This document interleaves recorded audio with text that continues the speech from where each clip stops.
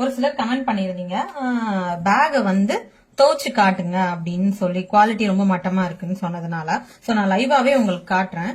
இது வந்து டிஎம்கே பீரியட்ல கொடுத்த எக்கோ ஃப்ரெண்ட்லிக்காக அந்த பிளாஸ்டிக் பேக்ஸ் ரெடியூஸ்க்காக கொடுத்த இந்த பேக் இது. இதை பாத்துக்கோங்க.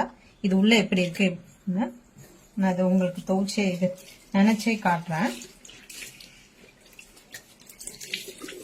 எந்த கலரும் போகல.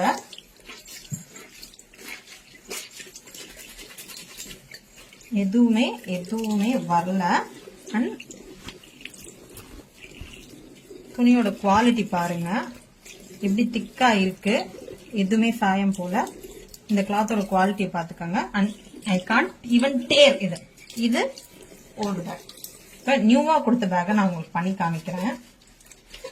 ஃபுல்லா இது பண்ணிட்டேன். நீங்களே என் கையில பாருங்க எப்படி இதுல இருந்து அந்த வாட்டர் என்ன கலர்ல வருதுன்னு பாருங்க. நான் திரும்ப நல்லா வாஷ் பண்ணி காட்டுறேன். இது பாருங்க ஃபுல்லா மாவா. இது என்ன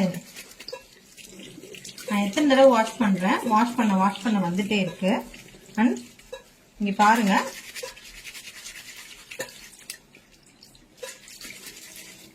மக்களோட யூஸ்க்கு தானே குடுக்குறீங்க இத.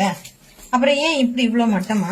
அண்ட் நான் இதை தண்ணியில நினைச்சோன்னே அதோட குவாலிட்டி பாருங்க. என்னோட கை உள்ள உங்களுக்கு தெரியுதா? இந்த துணியோட குவாலிட்டி உங்களுக்கு நல்லா தெரியுதா?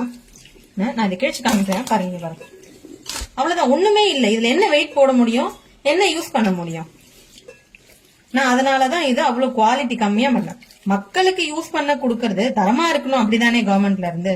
இதுல என்ன தரம் இருக்கு? தரமில்லாத பொருள் எதுக்கு ஃபர்ஸ்ட்? எதுக்கு அப்புறம் இவ்வளவு இல்ல விளம்பரம்?